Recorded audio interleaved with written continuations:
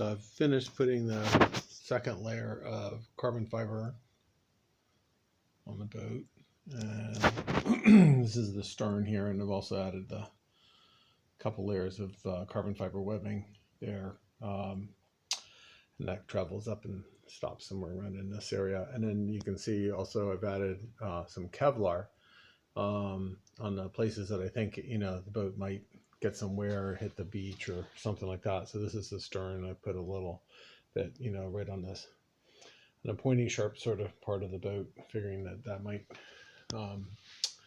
hit the beach or whatever occasionally. And then the same thing up here on the bow, bigger, longer strip, is more likely it's going to hit the bow. And it actually doubled up the Kevlar between here and here. So there's 2 layers right there, because this is the part most likely to get some abrasion coming up on the beach or something. Yeah, and overall I'm really excited by it. Looks really good.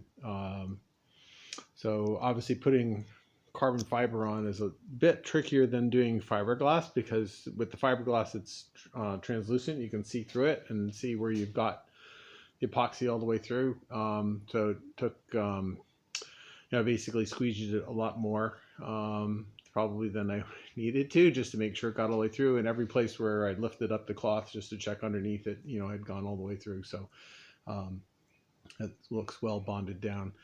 And so I did the first layer, let that pretty much cure, trimmed around the edges of that, and then put the second layer on. And while it was still wet, put these the webbing pieces on the bow and the transom, and then added these pieces of Kevlar, so that it should all bond up really nicely together. And yeah, overall pretty pleased with it. Like the way it looks. So once that cures, then I'll cut this, cut off the excess bits here, trim that material off, or when it's in that rubbery state, you can just sort of slice it with a knife, clean it mostly off, and touch it when it cures, touch it up here and there with the sander. And then all I've got to do after that is basically just coat the top sides with some epoxy, and that's pretty much everything I can do on the outside for now, until I'm ready to paint it. And then I'm not gonna obviously paint it until I've completed the interior. So one more day of stuff on the outside, or maybe I get to finish coat the outside tonight, and then I can get somebody to give me a hand tomorrow, flip the thing over, and start working on the interior. But yeah, so a little more. So shot looking down the whole thing. This was pretty tricky, getting it into to sit tight down in here. Basically I had to run a tongue depressor sort of along in there a couple of times when it was in a really tacky state, just to push it down the rest of the way.